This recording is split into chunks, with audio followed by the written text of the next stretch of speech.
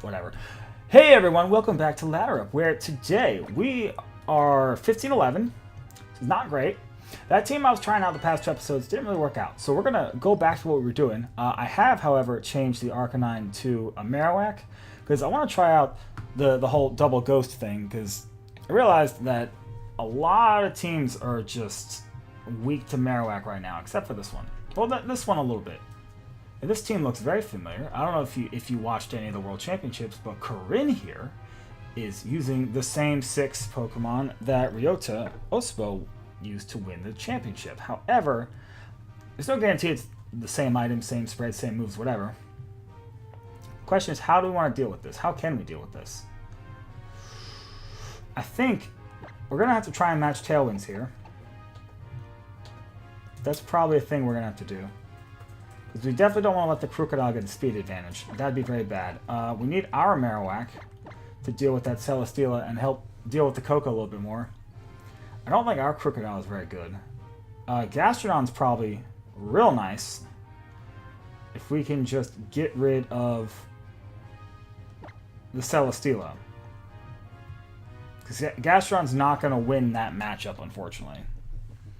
And we definitely have to get rid of the Crocodile before it does anything. I'd like to bring Coco, specifically for the Crocodile and the Celesteela, but obviously it doesn't match up well when there's a Lightning Rod abuser on the field. And literally, Marowak, Celesteela, I can't touch Celesteela.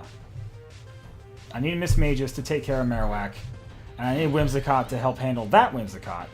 So lots of craziness happening right now. Whimsicott, Tapu Fini. Shiny Whimsicott. I'm sure Corinne spent many hours hatching eggs to get that shiny Whimsicott. Misty Terrain. This is actually helpful for us.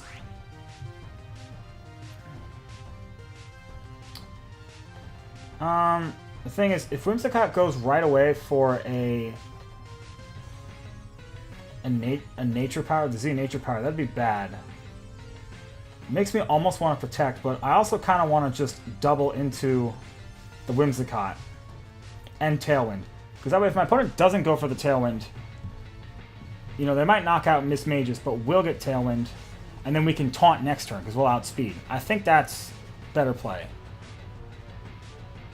Okay, so we're both just going to Tailwind here, which means we might be able to pick up a knockout on this Whimsicott. And I don't know if that's max speed Whimsicott or not, or if it's a speed tie, but my Whimsicott really doesn't have any speed investment. But maybe if we're lucky, this will just knock it out, get it on out of here. Spooky Hat, show me the power of a ruby necklace and a witch's hat in the middle of August.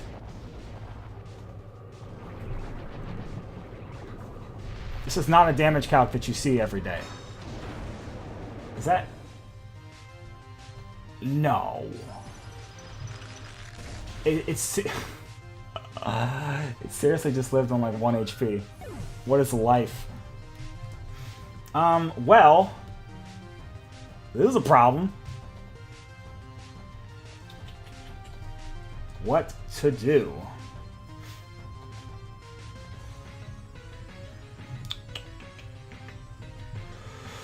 I guess I'll send in Gastrodon. It's not a great situation to be in. And I feel like my opponent might go for that Z nature power. I feel like that might happen here.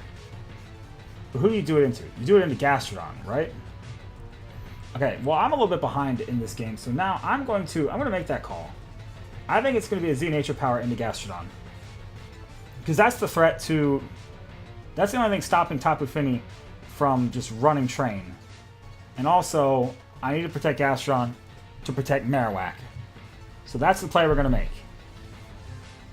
Either this Whimsicott is a lot bulkier than I thought, or it has an invisible Focus Sash. Because that can't be more than 1 hit point. This is the smallest sliver of health.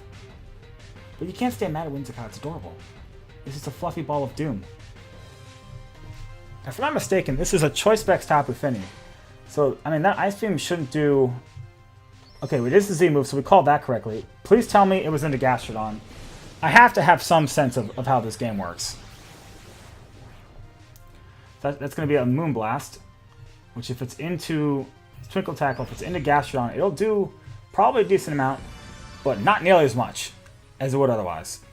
Why? Oh my god. Okay, well, we were wrong, but we survived. Ooh! I'm very surprised that we survived that. But if Finny went for an Ice Beam, then we're in a little bit of trouble. Into Miss Mage. Nope, into Gastrodon. Okay. So that's fine. Now what comes in now? That's the question. If it's Celesteela, we're going to have some trouble. Okay, and it is Celesteela, so we're going to have some trouble.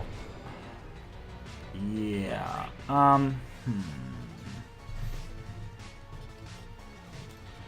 So this might be kind of obvious. But I really need Marowak in here, obviously.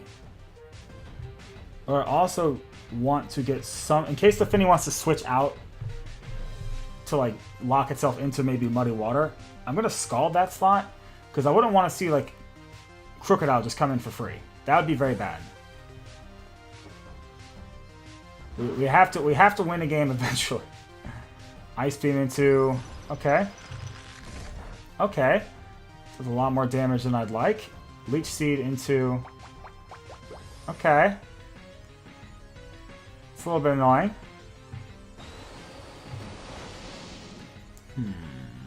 What to do. So Celesteela here is going to try and set up. We're going to stop that, because it's probably going to protect. So I'm going to go ahead and I happen to have Pear Song on this Marowak. That's a thing that I have. And then I'll go ahead and I'm going to keep Scalding the Tapu Fini, because I don't think it'll do that much damage. Celesteela probably protects or switches out. If I was a confident man, I would withdraw. Okay, I would Scald into that, expecting a Crocodile. It is Crocodile. Why don't I just do the plays that I explain as they're happening and not... That's okay, though. Because now the Finny's going to be forced to switch out. And it's going to be stuck into Ice Beam. Into Marowak, yeah. Recognizing the threat. That does a lot of damage. So I was expecting Crocodile to come in on that slot. We already saw the Z move too, so what's going to happen here is that Tapu Fini is going to switch out into Celesteela, and that Crocodile is going to Earthquake. I would bet 15 shekels on that. So we're going to be real cheeky, and basically we need to call this right to win the game. But we're going to switch in Miss Magus, which has Levitate, so it won't get hit by Earthquake. Actually, no, the Crocodile could just go for Crunch too. But I feel like we need our opponent to go for Earthquake. If I call this wrong, we're in trouble. I feel like you're too tempted to switch out into Celesteela. I would be. Oh, yes. Please tell me I called this right. Do it! And Celesteela comes in. Oh, we called it right. We called it right. Woo! Feels good. Feels good. Because now if we can lock down the Crocodile, get some nice damage on it. Is that a crit? Or is that just amazing damage? That's just amazing damage. Oh my god, so nice. So nice. Okay, so now...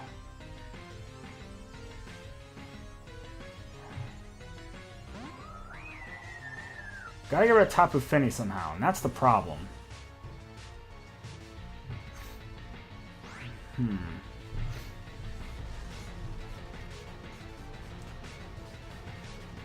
And we saw before, Marowak's faster than this Tapu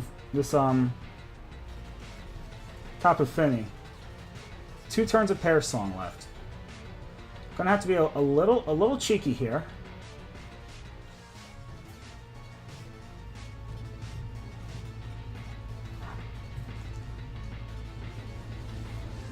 Ugh.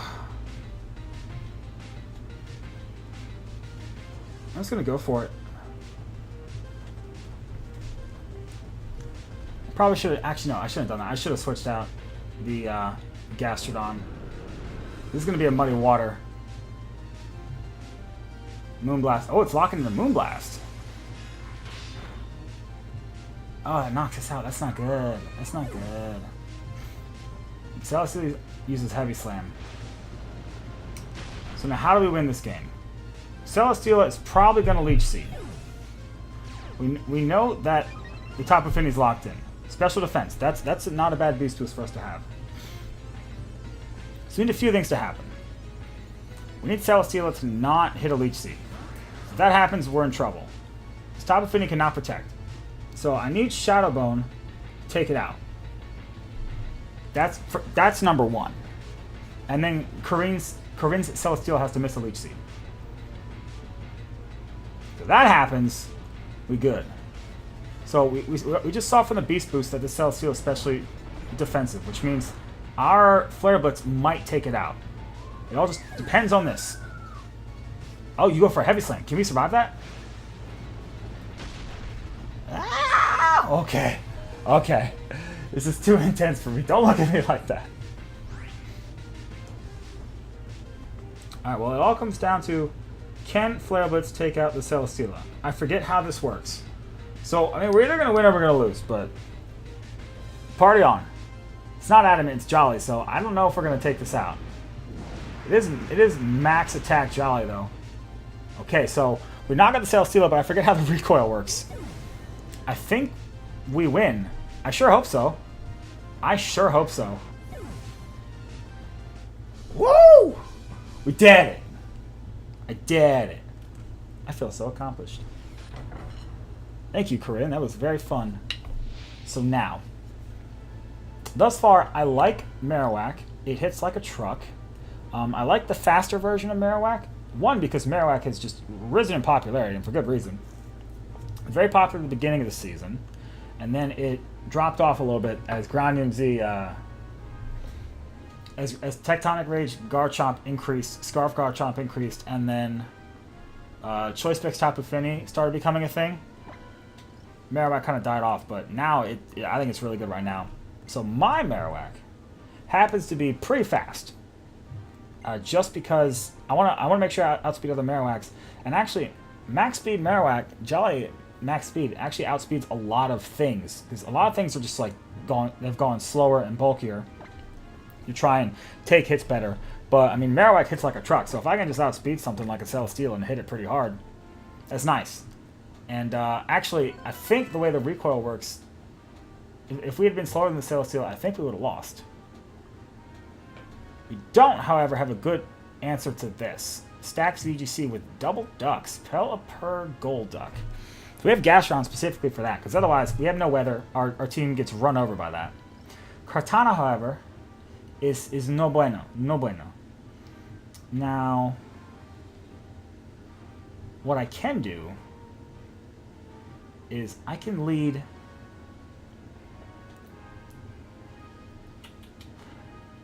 the Pelipper's a problem. So I think what I'll do here, my opponent should probably just want to go double ducks on me.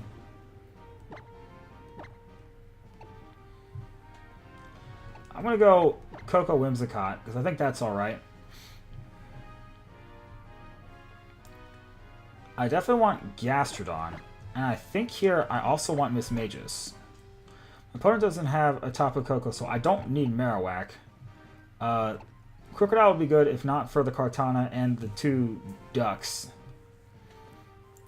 So Miss Magus is good against the Kartana, it's good against the Garchomp, it's good against the Marowak, it's good against the Metagross.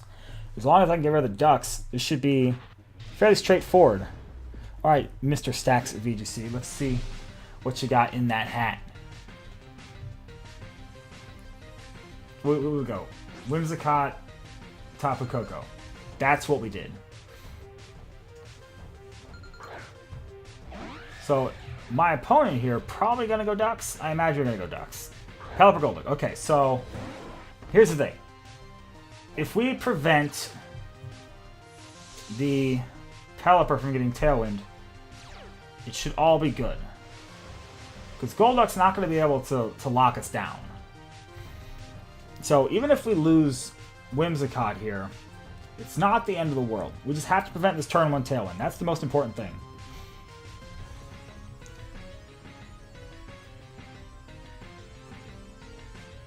Actually, I got a better idea. Let's kill the duck. We have Z Nature Power. We're in Electric Terrain. Let's kill the duck. And we'll Volt Switch the Pelipper. Because then, if it's Focus Sash, it'll get Tailwind, but we'll just be able to Tailwind next turn. No problem. And then actually that's better because we'll have another turn of Tailwind. So this prevents Golduck from knocking out Tapu Koko right away, which is nice. Golduck protects. This is going to do a crap ton of damage. So I don't think this KOs, but it's going to do, I think, at least half. I mean, it's pretty strong. It's an Electric Terrain. It's a Z move, you know. So that's nice. My opponent probably expecting that, but that's okay. So the reason I have... I borrowed Whimsicott because it helps me a lot with my Drifblim Lele matchup. It helps a little bit with Double Ducks, with matching the Tailwind. And it's just a good Pokemon all around. I would love to have... what's it called? What's the word I'm looking for? I can't think right now. A what? No, my brain's just not working. Oh, I remember. I would love to have Tapu Fini, just because then I had the option for the Misty Terrain to make Nature Power Moonblast, which, you know, is the same type of attack boost for Whimsicott. But Gigavolt Havoc with the Terrain boost, because Misty Terrain doesn't get a boost, it ends up being the same damage. And that's pretty cool. But also, you can knock out things like Garchomps with the Misty Terrain. Ooh, nice play. Nice play. Nice play. Here's the thing, though. Whimsicott goes down. That's not great. But we're in a good position here. We can bring in Tapu Koko. Golduck is not going to knock out Koko with an Ice Beam. And they can't touch us with a Water-type move. And we're free to discharge in Electric Terrain. And that's what we're going to do. So what would come in here for Golduck? Golduck just protected. I think a Metagross or a Garchomp. So I'm going to Ice Beam that Golduck slot in case that happens. Because Pelipper could always protect, but Golduck just attack, or just protected. So I think a Garchomp's going to come in. It does not. It just goes for the Ice Beam. It does a nice amount. No freeze. So we get to knock out both here. And then, so now we're at 3-2. Koko's a little damaged, so not great. But in the event that, like, Garchomp comes in, we still have options. We got options. It is Garchomp. And then who's the last one? If it's Metagross, it's Kartana. Ooh. Des no bueno. Alright, but here...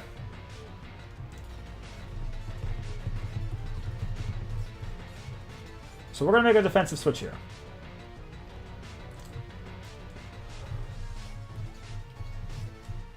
Kartana, Kartana, Kartana. Discharge is not going to knock you out.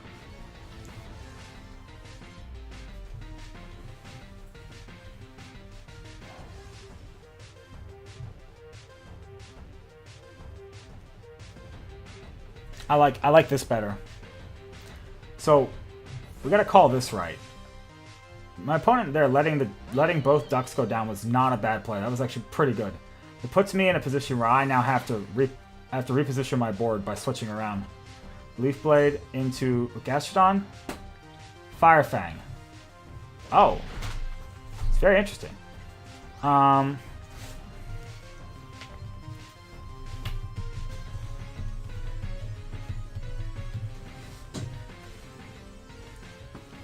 So here, I'm going to burn Kartana, hopefully.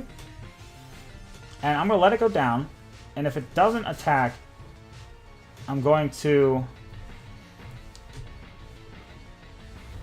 Ice Fang or Ice Beam the Garchomp, because I don't know, that might be Night Slash. That's not good. So that's Assault Vest. Now it gets a Beast Boost, and that's not great. And Garchomp has a Z move. Who runs Night Slash? Oh god, it's so stupid. We met the one person in North America that runs Night Slash. That's not good.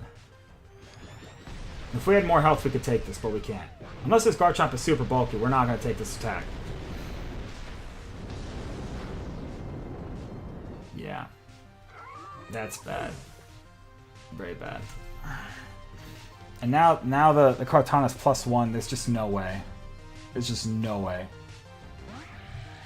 And especially not at half health. Yeah, well, good game to you, sir. That was unfortunate. Who does that? Who does that? I mean, there was no way to really avoid it, unfortunately. Because of Night Slash, we just didn't have a choice. Yeah, that's not bulky Garchomp at all. Took way too much from that. Fire Fang, that's so strange. You have Fire Fang on a rain team. That's interesting. But hey, it worked out for them, so what are you gonna do? What are you gonna do? Stacks VGC with your red hat. How dare you? Well, anyways, I think this is probably the way to go. Maybe change, I might change Marowak a little bit. Maybe less speed, more bulk. It's probably better. I do like speed, but I don't think max speed's necessarily the way to go. I do like it though. You know, like being able to outspeed things is nice, but also taking hits is important. It doesn't do that so well. I might want to change Gastrodon to be less offensive, but I like the damage output, especially with the +1 special attack boost. It's really nice.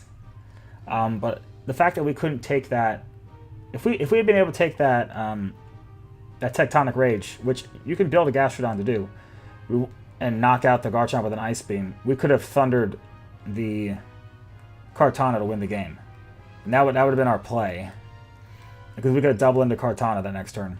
Because we either get to Thunder it twice, or we get to Thunder it and hit it with an Ice Beam or a Scald, and we would have won.